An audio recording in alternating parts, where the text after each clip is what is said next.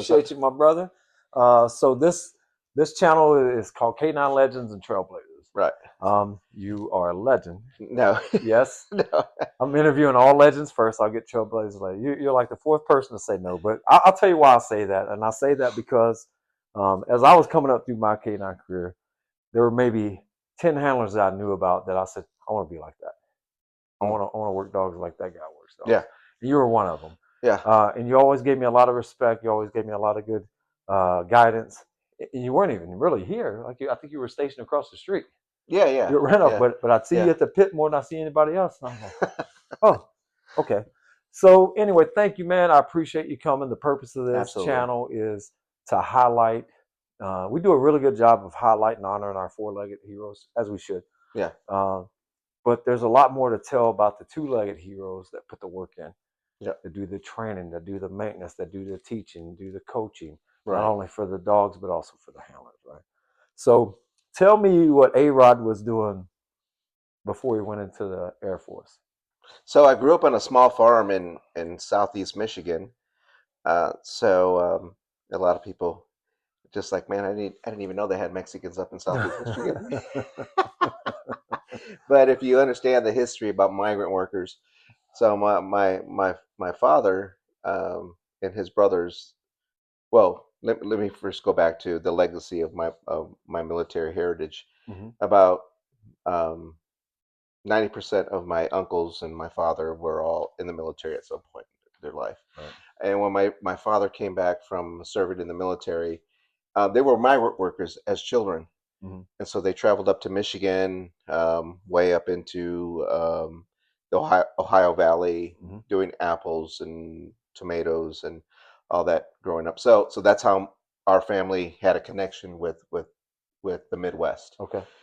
And so that's where I grew up. When my father got out of the Marine Corps, he moved the family up to Michigan, and they worked in the automotive industry, which was very appealing. Yes, sure. Because at that point in the 60s and 70s, there wasn't much for people coming out of the military, whether it was Vietnam or the Korean War, right. to be, to progress themselves. In a good industry at that time. In a good industry at that time. So he moved up. Him and his three brothers, they moved up. One of my uncles worked for Tecumseh Motors, which is a big, small engine company, and then one of my uncles worked in the apple orchards, and then my dad worked for the car industry. So that's kind of how we ended up in Michigan. Okay. And small farm, growing up there in Michigan, so around a lot of animals, dogs, cows, horses, and all that stuff. So that's my love and passion. Kind of first started there with having dogs as personal dogs on the farm, and then kind of grew from there. And then that's my dad. My dad was just like, well, you have a couple routes you can go. Either you're going to sustain this livelihood here, or you're going to go out and do something else. And I chose the Air Force because I thought at the time it was just the better option of everything going on. And what year was I never that? looked. What year? 1993. 1993. You enlisted. I enlisted in 1993. And you went right here at Lackland Air Force Base. Went to boot camp. Yep. Went to boot camp. And then that time it was security police. Yep. Yep. Yep. That time it was security police. So from there, that was actually a point. I think you were probably one of the last ones. Were you one of the last ones that went pipeline? No, I didn't go pipeline. No, or was it already past that? No, it was past that. Yeah. So I went to Maelstrom Air Force Base in Montana. Oh. No, I really towards the end of my tour there at Maelstrom, I really did enjoy it. I met my first wife there, and that's when I kind of got back into, just having a passion for animals because she lived on a ranch. Right. They were ranchers. Okay. And so I was able to reconnect with that. So you do what? So at that time, that would have been that once you hit that E4, that option, right? Yes. Looking at that. So you do 3 years yes, there. Yes, I did 3 years there. And then you get that option of K9 or CADM, right? That came down. Yeah. Well, there was a couple things that came before that, and I was heavily involved with the Special Tactics Unit, which was TRF at the time, and we were kind of the first generation of of people that started that up in the nuclear, discipline So of basically, like nuclear recovery SWAT, yes, right? yes. Mm-hmm. So we were the ones that we were kind of revolutionized that what that looked like in Space Command, which Right, is right. back in the day, Space Command had all the money and all Yeah. that stuff. So we were the first ones that kind of revolutionized the approach to tactical recovery of critical resources and assets. So I trained with a lot with the Department of Energy. Mm-hmm. I was blessed to go to several tactical schools um, during that time, and I was very fortunate. And then when the opportunity presented itself to do something else, I kind of felt like I had done as much as I could at Right. that time. Then I was just like, I want to do something different, and it was the always appeal for K9 was always there. So that's at that point is when So I what year cross you trained come over. down here and go through K9 school? 99, 99. 1990. Okay. Yep. So 1999, pre 9/11. Yep. Pre Right. 9/11. We were experimenting a little bit. We already had Gulf War One. Bosnia is already kind of Kind of tailoring cut. Yeah, off. Taylor Right. cutting back. Yeah. So a little bit of that kind of Cold War era, if you will, not quite, but still kind of lingering around. So 1999, you show up back at Lackland, which we all love as security police because every school we go to Everything. is here. So we know Valley Highgate really well. Mhm. But so you come back, you go to K9 school. Do you remember your instructors? Um, yes, I do. Yeah. Yeah, I do. A Marine Corps handler named Pregundy. Yeah, okay. I know that one. Yeah. Yep. Oh God, Lord.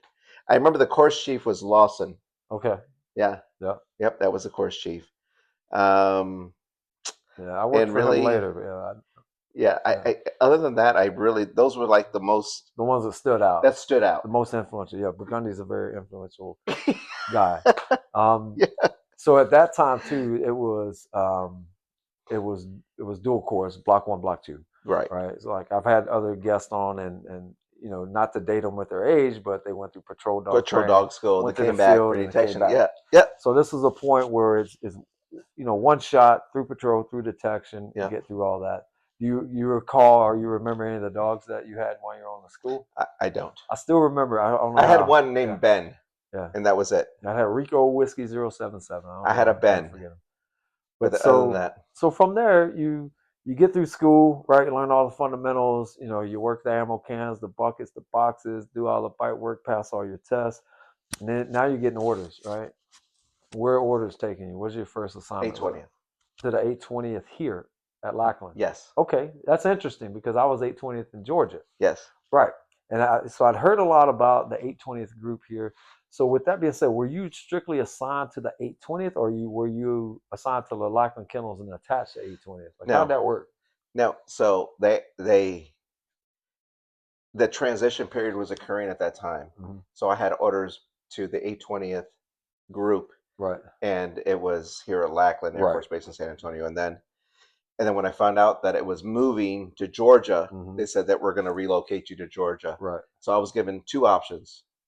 You either relocate to Georgia or you stay here and you train dogs at the 341st. So that's how you ended up in the 341st. Yes. Now, 820th was a whole different. It was a whole different animal.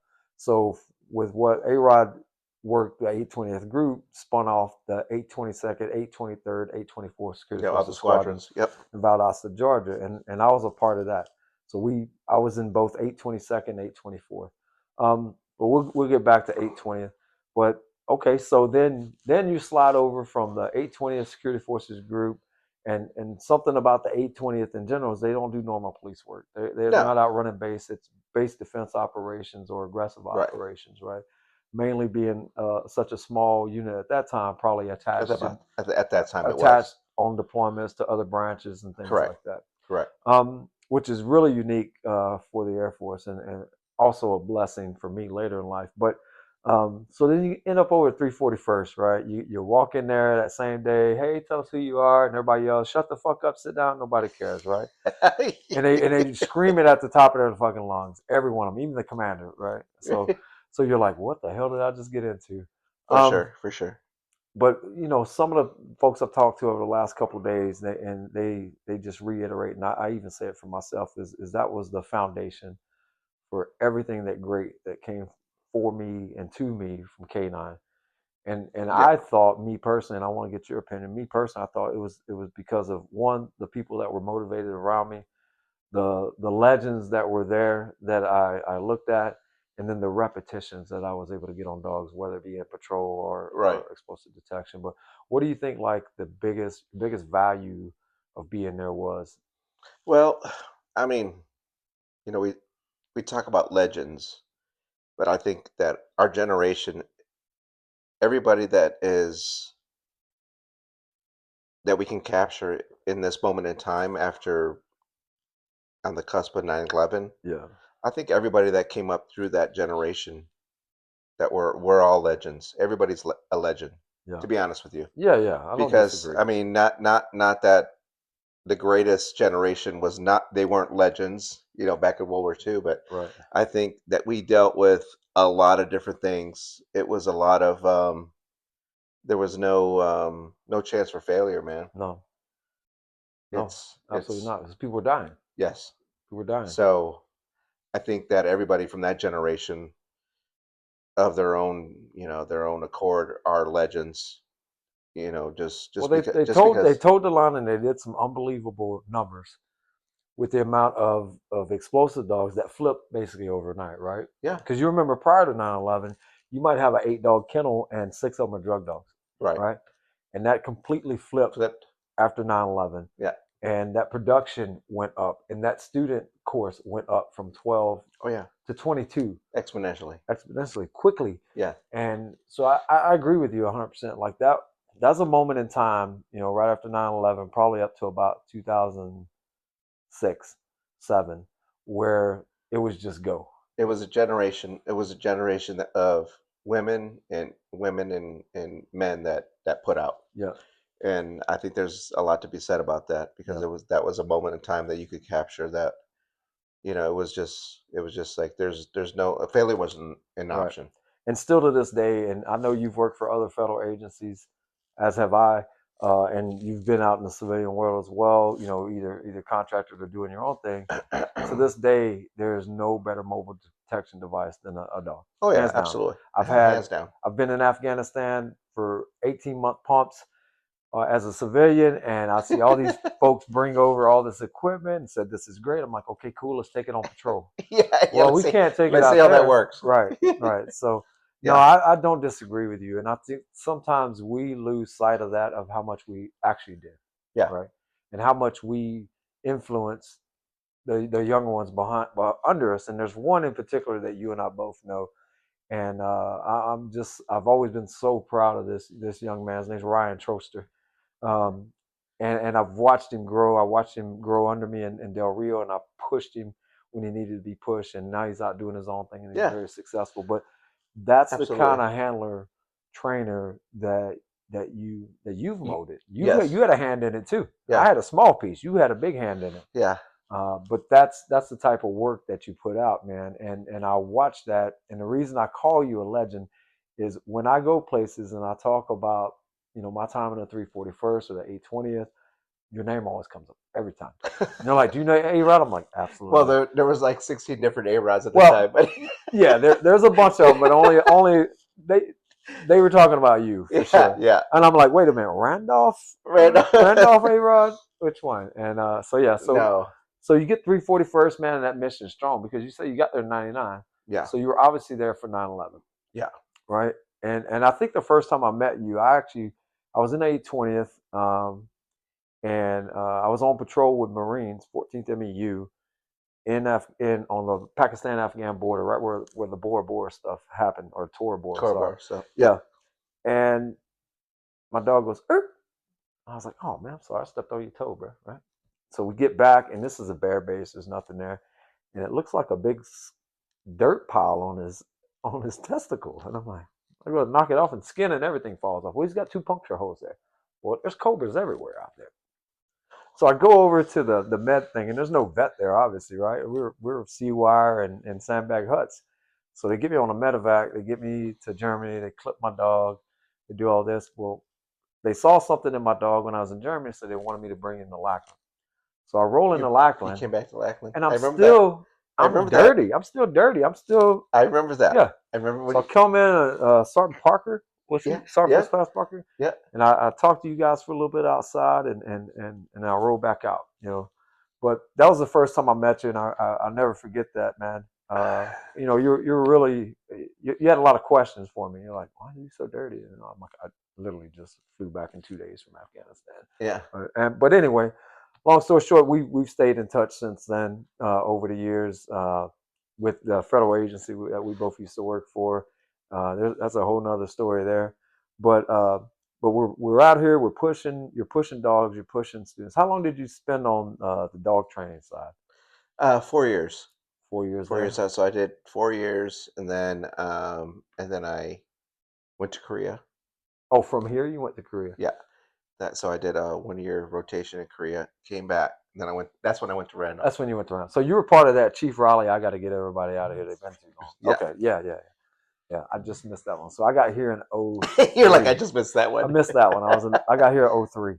So at Randolph, right, and that's where I started seeing more and more of you because obviously you use that to your advantage, right? You were in the squadron. You know there's training areas. You know there's problem solvers. You know there's all that. I did. So I remember you showing up with your entire kennel. I did all the time. I had to all the time. I had to, man. Yeah. There was just no way that I wouldn't do that. Yeah. There was just no. I was always about building relationships, man. Yeah. And just about producing a better product, right. And then mentoring or helping people. I mean, I don't have all the right answers, but I was always enough to like if I don't have the right answers, we're going to find the right answers. We're going to find them, right? Yeah. I mean, there's only I say in K9 there's only like usually 1 or 2 degrees of separation. You know, as I process out of the military and I start working for civilians and I get out, I was running a program and all these resumes are coming in. I was like, if I don't know them, I'm going to make 2 calls and somebody's going to know them, right? Oh yeah, and that's for sure. And that's how it happened, right? For sure. So yeah, 100%, absolutely. So you do your 4 years, you go to Korea. Now, when you go to Korea, you're at least a NCO by then, right? Yeah, I was a staff sergeant at the time. So had a line for tech, and then so the wolf in the room is a lot of people that came out of that culture at DTS. They weren't very well received in the rest of the operational community. And no, I got it and I understood it. So because I wasn't a handler at the time, I was a trainer at the time. And so that was, I'm sure you dealt with the same thing. But it was I made it work because I was always a worker. So well, and like your methods are proven, man. Like I've seen you train 100 times.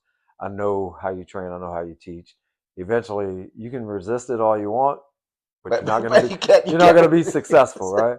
So, like I heard this thing the other day say you can choose option A, or you can choose option A later, right? Like that. Right.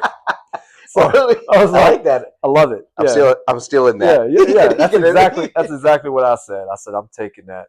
But yeah, so you go over there, you're NCO, you're a trainer. You're a Kunsan or Osan? Kunsan. So Kunsan, the smaller of the bases, smaller right? bases, yeah. But still, quite a few teams there, right? Yeah. I think it was like like 12 or 13 teams. So a good sized kennel. Yeah, decent size. You do a year. That's a remote tour. Unfortunately, you can't take your family, anything like that.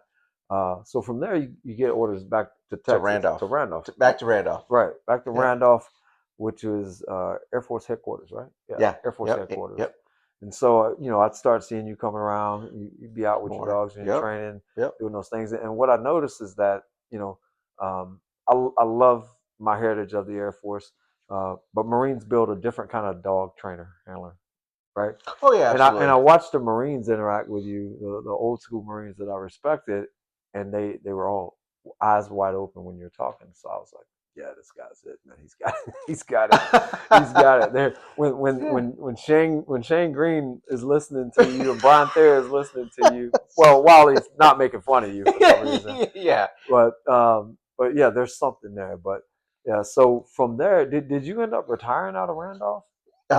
Actually, so my last my last billet, or lack of a better term, my last assignment was at headquarters, Air Education and Training Command, and then on the cusp of I had some personal things going on in my life, and I was just like, I think it's time for me to move on, and I just got pretty jaded with the politics as you move up in rank. Yep.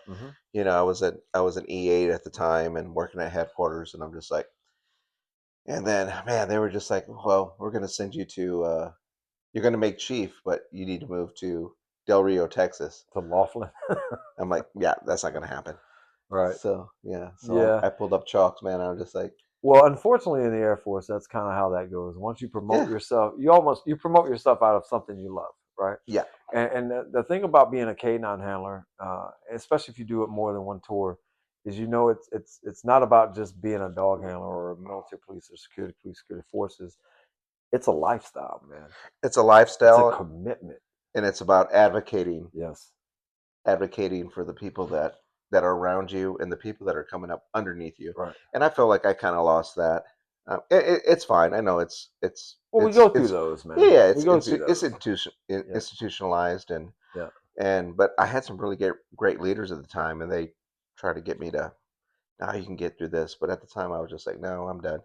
So, well, shoot, I don't even remember the question you were asking me. Like, No, what no, it's okay. I was talking about about? your time at Randolph, so you didn't finish there.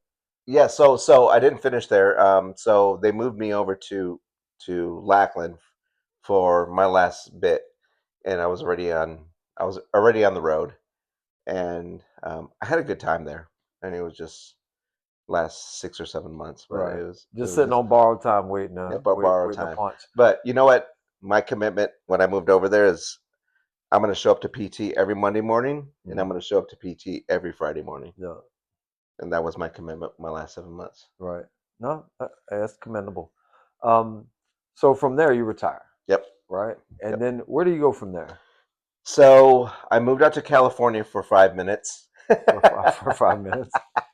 Yeah, I moved out there and I worked for a contract for the U.S. Treasury Department. Okay.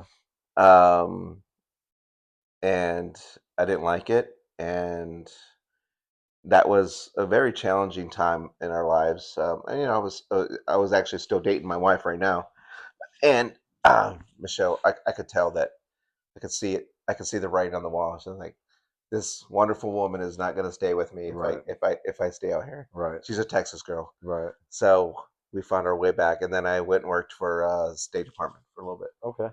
Yeah, and then I worked for TSA for 5 minutes. You did some overseas Yeah, contracting with State yeah, Department? yeah. Yeah. So I was at so I worked at 2 sites. I worked mobile. So I had a moment where I was trying to sell dogs, and then the industry was super saturated, and I was just like, yeah, this is just not. I can't make a living off of this. And then I had some pretty close friends that said, well, go contract. So I had an opportunity to go contract for the State Department, and I really didn't want anything to do with K9 at the time. I was just pretty jaded with just the whole thing. As we get out of the military, we have these illusions that were so valuable, and that we can do all these different things. And I found out very quickly that's not the way it is. And then Right. after depression sets in and Yeah. That's everything else sets in, and then you're just like, well, I'm either gonna put up or shut up. right. And so, you look at yourself in the mirror, and you gotta make some hard decisions. And I made some hard decisions, and luckily, my wife Michelle was there, and she was backing me 100%. But I stepped away from doing canine for almost 2 years, and I contracted as a on mobile team, so Right. Right. mobile team for contracting. So it had nothing to do with dogs. And then luckily, I was able to get onto the dog side, and then I finished my time out as a training director at the embassy in Iraq. So I was super blessed to encounter and meet a lot of really great people. Right. And then you know how this is you go into that type of ego inflated or ego energized environment. Being an Air Force guy, they think Right. you're not put together. Right. And then they find out. And then they find out. So, man, I still have really good relationships with those guys that I was on that I ran that contract that I was on that contract with. Yeah. I still stay in touch with And them. I'd say this, man, like same boat. Like I've never really had a moment since I got out of active duty that I haven't had a job, you know, an offer or something. Um, and I've circled my way around a couple of times, you know, with different things. And one of the things I respect about you is I know you just went and did it, man. You just You have pulled to. chalks and went and did it. And that's kind of where I am in my life right now, minus, you know, taking care of my family. But I think for me, just recently retiring September Yeah, 30th, I'm gonna breathe for about 6 months. you have And to. I'm gonna work my You have to plan. reset. Yeah. Yeah, And I'm gonna get back out there in K9, but I'm gonna do it on my on terms. your terms. Yeah, I'm gonna do it on my terms. And I Absolutely. really respect that about you because every time I log into Facebook, I'm like, what's he doing now? What's he selling? What's he got? What's he said? What's he What's he got? got? What them shirts look like? What's How much are they?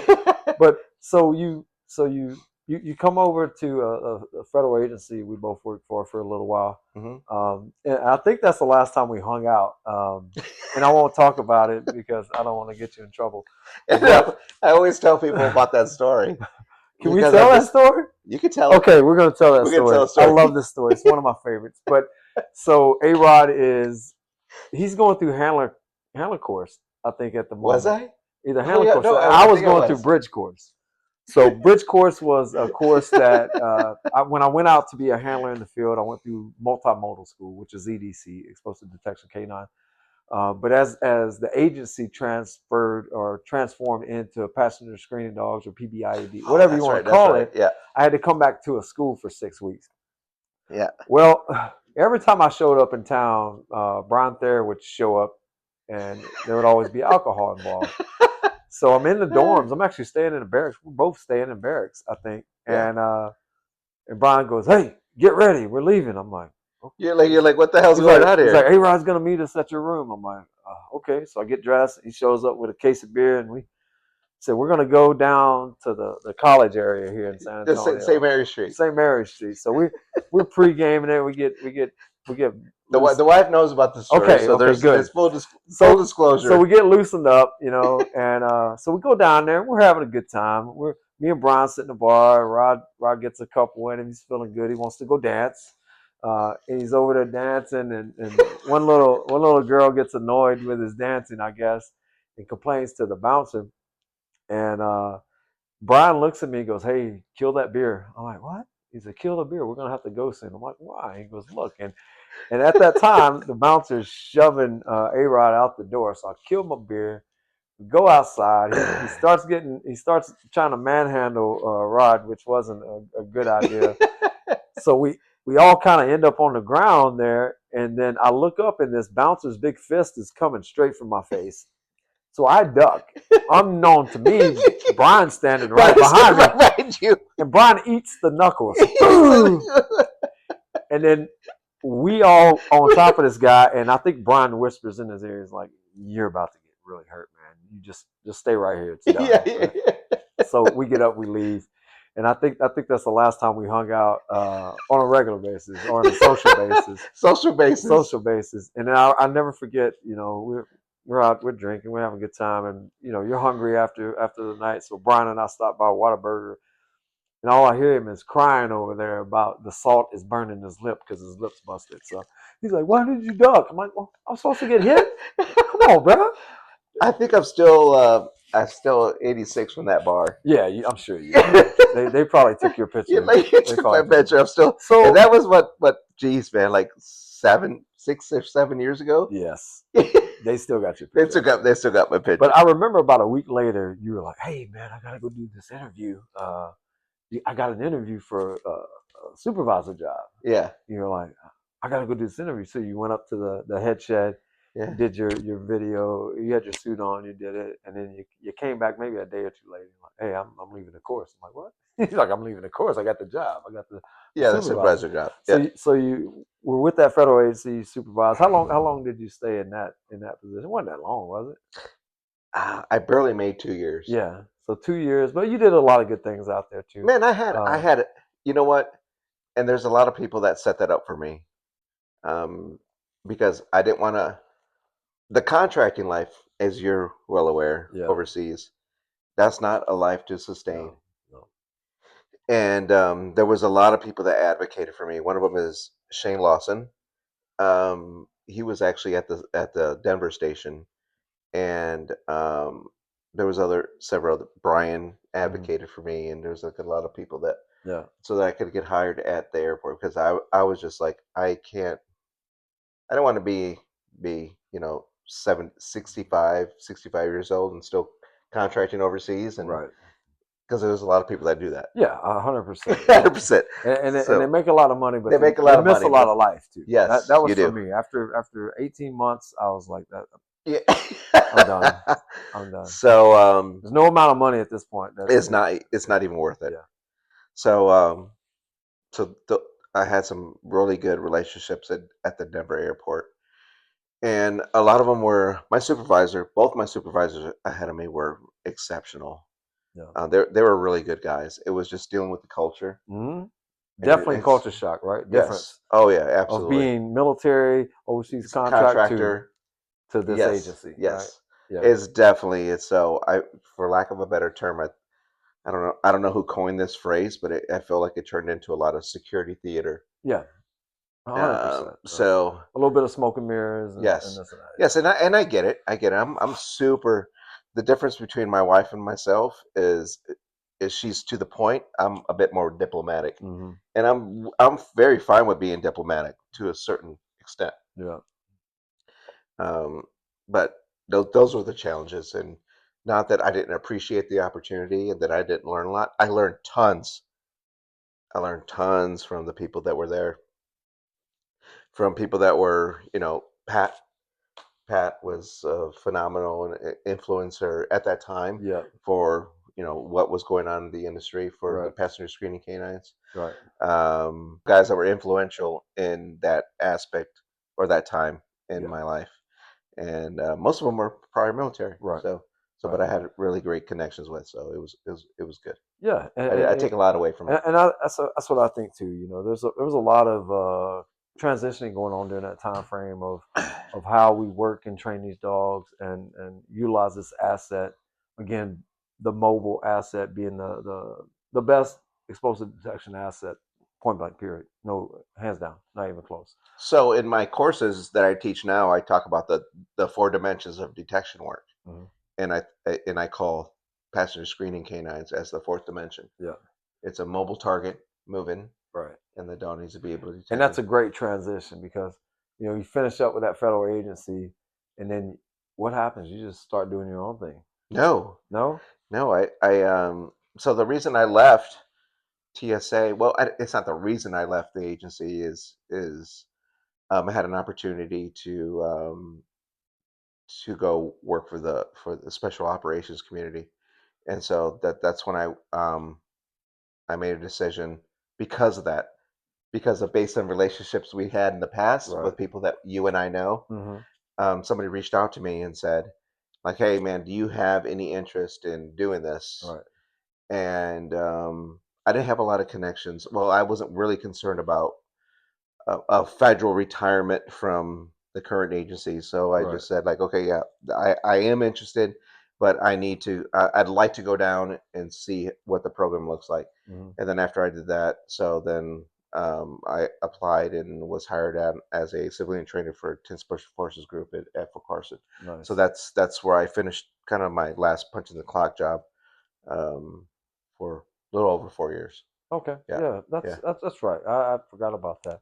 And I want to ask you any questions about that. That's you can't really speak about it. We don't No, need to. I can speak about it. I'm not. I mean, I can speak about it enough. I know that's a lot of intense training, Yeah, absolutely. intense people, um, Yeah, it is. and the work that goes on there.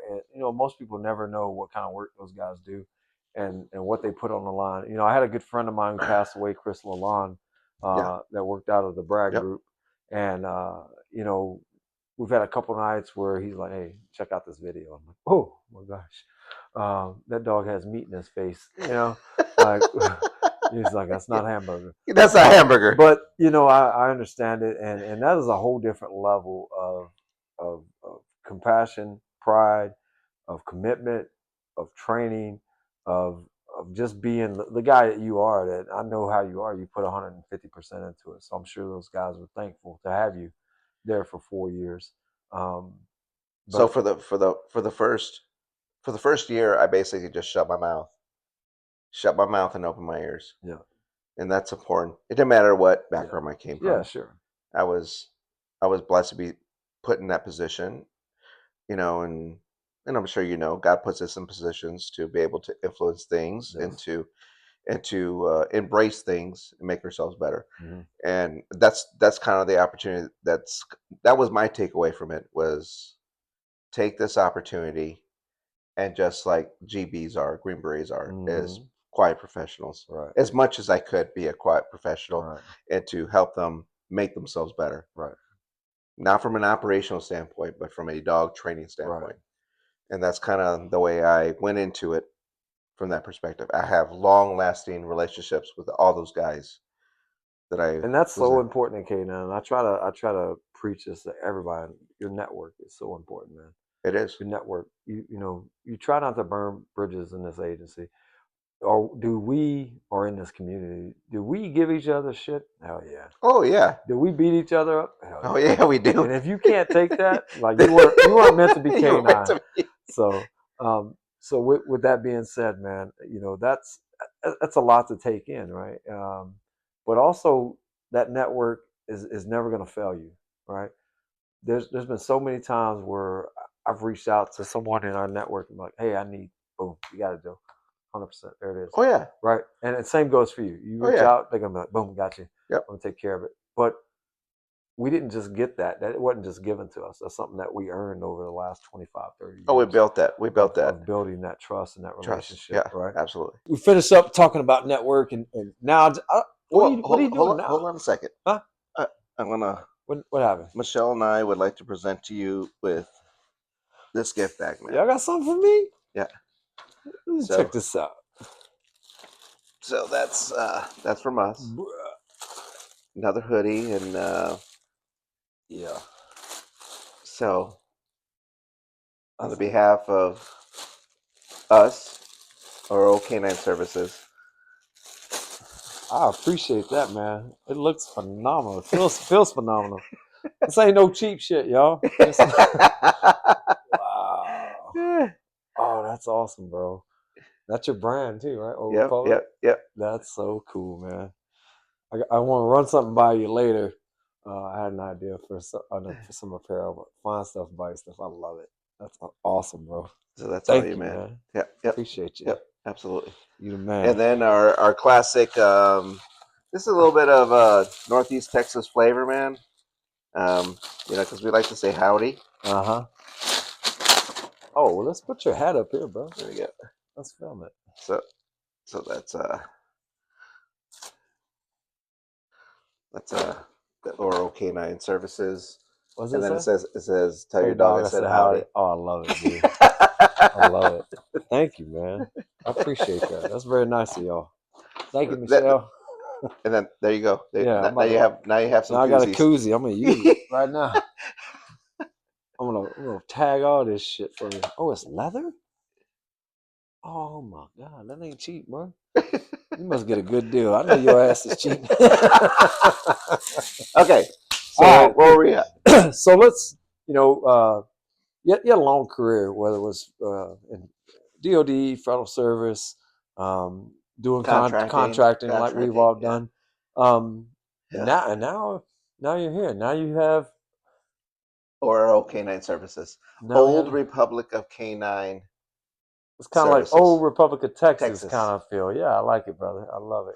Yeah, that was the our intentions. We always had intentions of moving back to Texas, Yeah. and that was kind of by design. And we're super blessed to be back in Texas and doing what at the end of the day, What you both love doing, right? yes, Yeah. absolutely, And that's so great that like you and your wife are able to share that experience together, right? Like she takes care of the things you need to take. She needs to take care of. You take care, and you do it together, yes, right? You absolutely, build a business together. yes. You build, She's the CFO. She's the head of the Department of War, the War Department. yeah. Yeah. All right, heck, Seth. Yeah. That's why I said that's when people call me, they're like, "Who's that calling you?" And I was like, "It's the War Department." Yeah. It's Michelle Hexeth. Michelle Hexeth. That's I funny. like that. She'll love that. She'll love that. Got you. That's going on the That's video. good. Yeah, it's going on Yes, the video. absolutely. But she keeps everything together, man, and I'm super blessed and to have this opportunity to grow our business. And we do board and trains Mm-hmm. for personal pets, Mm-hmm. and I enjoy that. I really do. I enjoy getting into the mind of dogs that I never really traditionally had access to, Right. and learning more because to learn every breed, giving myself accessibility to different dogs is going to make me a better contributor to what we do Yeah. overall 100%. for Hundred for percent. for the I industry. mean, a Chihuahua acts very different than a German Shepherd, right? Yes. A French Bulldog acts very I different. like how you did those two opposing Right. Chihuahuas and German Shepherds, completely Way, opposing way out there. personalities. No, and look, that's a big industry. Pet industry is a big industry. There's more pets today, pet dogs today than there's ever been. Yeah. Unfortunately, we don't have people with large families. Like well, I got 7 kids, but God dang. yes, What are you, Mormon? kind of. But we don't have that anymore. And I meet so many people that don't have kids and they have dogs, right? Yeah. And I'm sure you do too in Yeah, your yeah, line of absolutely. business. Well, you're either Mormon or you're Mexican. With the amount of kids you have. I don't know. You're like A little dark to be Mormon. I don't know, brother. But of course, I love the fact that you're doing what you love at your own pace, on your own time, working how you want to work, man, and that makes my heart happy because that's where I'm headed. I'm heading that same direction, and it's not always about the bite, the fine. Sometimes it's about the learning, right? It's about the teaching. absolutely. And what I found in pet dog training, I've dabbled with it a little bit here and there, doing some behavioral stuff, is make that person's life better by teaching that dog to have manners in their house, right? Yes, it's about exactly what you said. And I'm going to elaborate. I didn't mean to cut you off. No, go I ahead. want to elaborate on that. It's about empowering people to have peace of mind Right, under their terms. right. So I don't know if you know this guy. His name's Eric Stambro. He does like um, he's been a little influential in my life in Mm-hmm. regards to training methods. Mm-hmm. And he says, "Are you a litter mate or are you a leader?" Right. I understand. Mm-hmm. And I think that's so phenomenal in that saying. Yeah, 100%. Yeah. 100%. And the thing is quality of life for that person that it has that pet, and because I've seen so many times where the owner of that pet just puts up with something because Yeah. they don't want to deal with it. I think the hardest thing in the civilian population is training is follow through, right? Like you or me or anybody we know, we can go out and fix everything that's wrong with your dog. But when I leave, are you going to continue? Right? Are you going to follow a training plan? Are you going to follow up? Bad for them because good business for us. Because when you don't follow up, I'm going to come back up for Come back. another session. I'm going to charge you another $300, right? And my wife always tells me, she says, "You have the worst business plan ever." I'm like, "Why?" She said, "Because you fixed their dog in one session." You have the worst business plan ever. She's like, "It's the worst business plan ever. Like you fixed their dog in one session." But I don't have it in my heart, and so maybe I'm not going to make it in the pet dog industry at all. I don't have the heart to keep going when I know they can do it if they follow what I told them, but they never do. But they never do. So they always come back. They always So come that's back. what I tell my wife. You could comes fix back it. around. You could still fix it in one session. Yeah, But they're always gonna because Yeah. they can't replicate. right. It's going to come back around. It's gonna come back around. Yeah, always does. Always does. But it makes them feel like if he can do it, it empowers them. You can show them Yeah, that they are capable of doing it themselves. yeah, 100%. And 100%, man. That's all I want to do for the pet dog industry is just is try to empower people to be able to do these things on their own. So aside from the pet dog, I know you have your clothing line, which thank Oh you, yeah, thank you very much. Yeah. And we'll make sure I hyperlink the internet address or the The link. site, the Yeah. link. I'll hyperlink all that at the bottom of this. So please go out and support AROD and Michelle Yes. in their We endeavors. appreciate that. Yeah, 100%. Yeah, man. So I besides that now, what else, man? What's What next? else? Next, moving forward, is just expanding our business and just really just trying to create a just a symbiotic relationship between dogs and people, and on the pet industry, and Yeah, then well also being able to move forward with our mobile training team. yeah. Okay. So training law enforcement, military Yeah. across the nation, Doing doing doing actually globally, maintenance training, doing whatever's everything, needed, right? Right. whatever's needed. Yeah. So what I like to highlight is that I'm getting ready to write a training manual or a Mhm. book on gunfire inoculation for dogs, Okay. and that's really gonna like set us up for moving forward with everything we've done the last 10 or 15 years in regards to inoculating dogs to gunfire. Um, Man, it's just a segment of the population in the canine industry that's really misunderstood, Hmm. because it's so dynamic and it's so misunderstood that I really want to just introduce the mechanisms and the training apparatus so that people can have a structure about training dogs to be able to deal with gunfire, Right. whether it's gunfire inoculation, moving with dogs, and I'm using a very progressive approach to it. So Yeah. I'm super excited about moving forward with that. So And that hopefully, still covers both industries as well, oh right? yeah, So absolutely, not on the civilian side, you have bird dogs, you have hunt dogs, you have yes, all these things that dogs have to get acclimated to, that have to get processed through, and we've seen it in the military, obviously because it's a requirement, right, right, for our dogs to be able right, to handle that stress free, and unfortunately, a lot of times it's not stress free for them, but we get through it. But I think that's really important, right? If you are a law enforcement agency, a federal agency that carries and has to use deadly force at some point in your career, your life, to return fire or to eliminate a suspect, then 100% that dog needs to be able to withstand that yes, and still and operate and still in operate. that condition. Yeah. So Correct, no, correct. that's really cool. I'm looking forward to that book. Make sure you let me know when it comes out. Yes, absolutely. I will most definitely tag it Yeah. on Canine Legends and Trailblazers. But man, I want to thank you for your All right, brother. time today. Yes. I appreciate you, man. You are a legend, whether you know you are or not. At least you are in my book, and I No, appreciate it, God man. bless you and your family, and Thank God you. bless everybody out there that's doing work and doing God's work. Yeah, amen to that, brother.